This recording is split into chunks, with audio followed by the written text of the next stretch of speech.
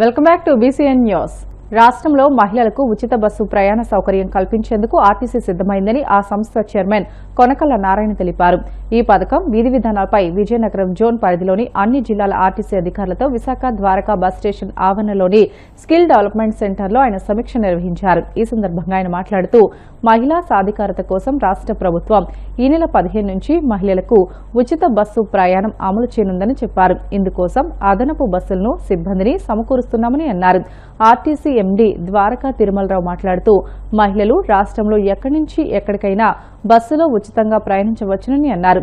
Palle Velugu, ultra Palle Velugu, express, city, ordinary, metro express బస్సుల్లో ఉచితంగా ప్రయాణించేందుకు అవకాశం కల్పిస్తున్నట్లు చెప్పారు. రేపు ఆగస్టు 15 నుంచి ఎన్నికల్లో మహిళలకు హామీ ఇవ్వడం జరిగింది. ఉచిత బస్సు ప్రయాణం ఏర్పాటు చేస్తామని. రేపు ఆగస్టు 15 నుంచి ఉచిత బస్సు ప్రయాణం, ఆ పథకానికి స్త్రీ శక్తి పథకం అని చెప్పి నామకరణం చేయడం జరిగింది. రేపు ఆగస్టు 15 నుంచి ప్రారంభం కాబోయే ఉచిత బస్సు ప్రయాణానికి సన్నాహక సమావేశాలు ఎండీ గారు తిరుపతిలో ఒకటి, అక్కడ జోనల్ చైర్మన్ తోటి మంత్రి గారితో నిర్వహించారు. అలాగే గుంటూరులో వేరే రెండో సమావేశం నిర్వహించడం జరిగింది. దానికి నేను కూడా హాజరయ్యాను. విజయవాడలో ప్రిన్సిపల్ సెక్రటరీ గారు కూడా హాజరయ్యి 3వ మీటింగ్ నిర్వహించడం జరిగింది. 4వ మీటింగు ఇవాళ. దీని యొక్క ముఖ్య ఉద్దేశం ఏంటంటే ప్రభుత్వం ప్రకటించిన ఈ పథకాన్ని విజయవంతం చేయాలి అంటే ఆర్టీసీ స్టాఫ్, ముఖ్యంగా డిపో మేనేజర్స్, ప్రతి డిపో నుంచి వెళ్లే బస్సుల దగ్గర మహిళలు పెద్ద ఎత్తున బస్సులు ఎక్కడానికి వస్తారు. ఎలాంటి అవాంఛనీయ సంఘటనలు జరగకుండా దాన్ని అంతా కూడా జాగ్రత్తగా ప్రికాషన్స్ తీసుకుని, ముందస్తు జాగ్రత్తలు తీసుకుని, వాళ్ళు ఎక్కువ మంది స్త్రీలు వస్తారు కాబట్టి అక్కడ శానిటేషన్ అది బాగా ఉండేలాగా, వాళ్ళు వెయిటింగ్ చేయాలి కాబట్టి వాళ్ళకి చైర్స్ అవి వేసి వాళ్ళందరినీ కూడా క్రమశిక్షణగా క్యూలో బస్సులు ఎక్కించి ఏర్పాటు చేసి, ఇతర రాష్ట్రాల్లో జరిగినట్టుగా అవాంఛనీయ సంఘటనలు, డిస్టర్బెన్స్ జరగకుండా చేయాలనేది ఈ ముందస్తు మీటింగులు పెట్టుకుంటారు కారణం. దీనికి అన్ని డిపో మేనేజర్లు, ఆర్టీసీ సిబ్బంది, అధికారులు అందరూ కూడా చాలా బాగా ఏర్పాట్లు చేసుకుంటున్నారు. బస్సులన్నింటినీ కూడా కండిషన్లో పెట్టుకుంటున్నారు. ప్యాసింజర్లు ఎక్కి నిలబడి పట్టుకోవడం కోసం వాళ్ళకి హ్యాంగింగ్ రాడ్స్ ఇవన్నీ కూడా ఎక్కువ ఏర్పాటు చేస్తున్నారు. బండిన్నింటిని కూడా ఫుల్ కండిషన్లో పెట్టి తీసుకున్నాం. కొత్తగా బుక్ చేసినటువంటి ఎలక్ట్రిక్ బస్సులు రావడానికి సమయం పడుతుంది కాబట్టి ఈలోపు ఉన్న బస్సులతోటి ఈ కార్యక్రమం ప్రారంభించడం జరుగుతుంది. ఈ మీటింగు చాలా కాలంగా జరుగుతుంది. దీనికి రెడీగా ఉచిత బస్సు ప్రయాణానికి సంసిద్ధంగా ఈ ఆర్టీసీ సిద్ధంగా ఉంది. రేపు 15 నుంచి ఈ యొక్క మహిళలకి ఉచిత బస్సు ప్రయాణం అందించడంలో మా ఆర్టీసీ కార్యక్రమాలంతా కూడా అంకిత భావంతో పనిచేస్తారు. ఆగస్టు 15వ తారీఖున స్వాతంత్ర దినోత్సవం రోజు నుంచి స్త్రీ శక్తి అనే పథకం కింద ఏపీఎస్ఆర్టీసీ బస్సుల్లో మహిళలకు ఉచిత ప్రయాణం అనేటువంటి పథకం ప్రారంభించబోతున్నారు గౌరవ ముఖ్యమంత్రి గారు. ఈ పథకంలో Palle Velugu, ultra Palle Velugu, express, metro express, city ordinary ఈ 5 ప్రోడక్ట్స్ కూడాను మహిళలు ఉచిత ప్రయాణానికి అవకాశం ఉంటుంది. మాకున్న 11,500 బస్సుల్లో ఇవి సుమారు 74% బస్సులు, 74% ఫ్లీట్లో మహిళలు ఉచిత ప్రయాణం చేసే అవకాశం ఉంటుంది. ఆరిజిన్ ఆంధ్రప్రదేశ్లోను, డెస్టినేషన్ ఆంధ్రప్రదేశ్లో ఉన్నప్పటికీ కొద్ది ప్రాంతం పక్క రాష్ట్రం, పొరుగు రాష్ట్రం వెళ్ళి వస్తుంది. దాన్ని మేము ఎన్క్లేవ్ రూట్ అని పిలుస్తాం. ఎన్క్లేవ్ రూట్స్లో కూడాను మహిళలకు ఈ ఉచిత ప్రయాణ సౌకర్యం ఉంటుంది. సో ఈ విధంగా దాదాపు ఎక్సెప్ట్ ఏసీ బస్సులు, ఒక 2-3 హై ఎండ్ బస్సులు తప్పించి ఎక్కువ శాతం బస్సుల్లో ఈ ఉచిత ప్రయాణం అవకాశం కల్పిస్తూ ఉన్నాం. దీనికి సంబంధించి ఏపీఎస్ఆర్టీసీకి కలగబోయేటువంటి అదనపు భారం లేదా రాబడి ఏదైతే మా ఆదాయం తగ్గబోతుందో దానికి సంబంధించి పూర్తిగా రాష్ట్ర ప్రభుత్వం రీయింబర్స్ చేస్తున్నారు. సుమారు 2,000 కోట్లు ప్రస్తుతం ఉన్నటువంటి ఎక్స్పెక్టేషన్ ప్రకారం బడ్జెట్ నిధులు కేటాయించడం జరుగుతుంది. తెలంగాణ ఫోన్ ట్యాపింగ్ కేసులో కేంద్ర మంత్రి బండి సంజయ్ సంచలన ఆరోపణలు చేశారు.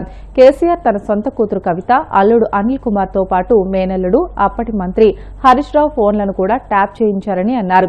ఈ కేసుకు సంబంధించి సిట్ ఎదుట సాక్షిగా హాజరైన ఆయన విచారణ అనంతరం మీడియాతో మాట్లాడుతూ ఈ వ్యాఖ్యలు చేశారు. బీఆర్ఎస్ పాలనలో మావోయిస్టుల పేరు చెప్పి రాజకీయ నాయకుల ఫోన్లను ట్యాప్ చేశారని బండి సంజయ్ ఆరోపించారు. కేవలం తన ఫోన్లే కాకుండా తన కుటుంబ సభ్యులు, పిఏ, చివరికి డ్రైవర్ ఫోన్లను కూడా ట్యాప్ చేశారని అన్నారు.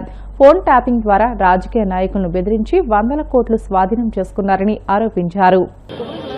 ఫోన్ ట్యాపింగ్ వ్యవహారానికి సంబంధించి ఈరోజు సిట్ అధికారులు గత వారం నెలల క్రితమే నోటీస్ ఇవ్వడం జరిగింది.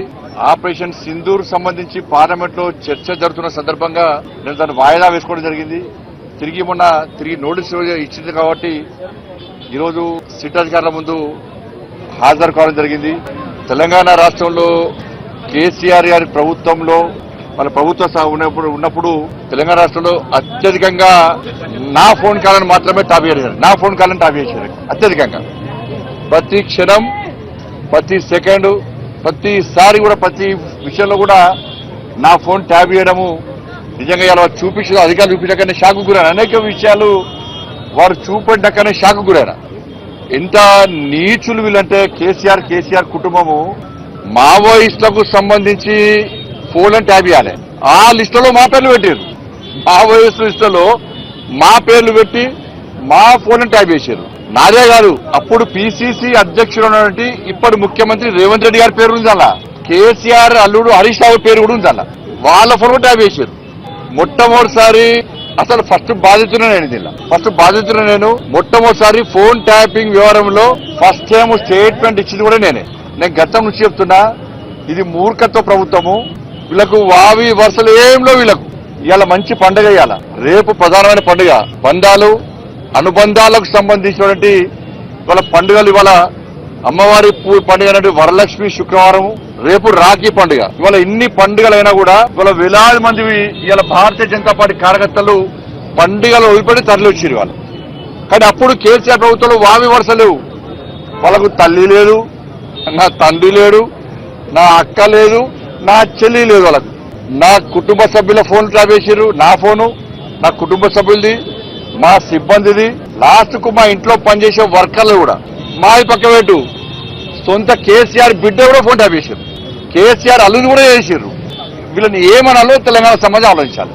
అధికారులు నా దగ్గర సమాచారం, నేను నిన్న గాని మొన్న గాని చాలా మంది మాజీ అధికారులతో మాట్లాడినా, నా దగ్గర ఉన్నటువంటి ఆధారాలు గాని నాకున్న సమాచారాన్ని గాని పూర్తిగా వాళ్ళకు రిపోర్ట్ ఇవ్వడం జరిగింది. వాళ్ళు చెప్తున్న విషయాలు ఇంటుంటే ఎంత ఆశ్చర్యం అనిపించిందంటే, ఇంత ఘోరమైనటువంటి పరిస్థితి వాళ్ళు చెప్పే విషయాలు ఇంటుంటే. నేను ఎప్పుడు ఆందోళన చేసినప్పుడు కూడా, రాష్ట్ర అధ్యక్షుడు ఉన్నప్పుడు, పాదయాత్ర చేసినప్పుడు కానీ, ఏదైనా ప్రొటెస్ట్ ప్రోగ్రామ్ పోతున్నామంటే ముందే పోలీసులు వస్తారు. వెంటనే మా సిబ్బంది ఫోన్ చేయడము, ఎటు పోతున్నారు, ఇవాళ ప్రోగ్రామ్ ఎక్కడా, మీరు ప్రొటెస్ట్ చేద్దాం అనుకుంటున్నారు కదా, ఆ ప్రోగ్రామ్ ఎక్కడా, ఏడే చేస్తున్నారు అని చెప్పించి ముందే అడిగే ప్రయత్నం చేస్తే చాలా సందర్భాల్లో అనుమానాలు వచ్చినాయి. మేము అన్ని సందర్భాల్లో అనుమానం వచ్చిందనే ఈ విషయాన్ని బహిర్గతం చేయడం జరిగింది. ఇవాళ కేసీఆర్ గవర్నమెంట్ లో మీరు చూడండి, మీరెవరన్నా, మీ కెమెరామెన్ ఉన్నారు, రిపోర్టర్లు ఉన్నారు, మీరెవరన్నా మీ కుటుంబ సభ్యులతో కానీ ఎవరన్నా కానీ వాట్సాప్ కాల్ కాకుండా నార్మల్ కాల్ మీరు మాట్లాడారు ఎప్పుడైనా తెలంగాణ రాష్ట్రంలో కేసీఆర్ ప్రభుత్వం ఉన్నప్పుడు? వార్తలు ముగించే ముందు ముఖ్యాంశాలు మరొకసారి. రక్షాబంధన్ సందర్భంగా ఆటో డ్రైవర్ కు రాఖీ కట్టిన వంగలపూడి అనిత, అనారోగ్యంతో బాధపడుతున్న కానిస్టేబుల్ కర్లయ్యను పరామర్శించి రాఖీ కట్టిన హోంమంత్రి. నెల్లూరు భగత్ సింగ్ కాలనీ వాసుల 20 ఏళ్ల కల నెరవేర్చామన్న మంత్రి నారాయణ, ఇంటి పట్టాల పంపిణీకి కేబినెట్ ఆమోదం తెలపడంతో హర్షం వ్యక్తం చేసిన స్థానికులు.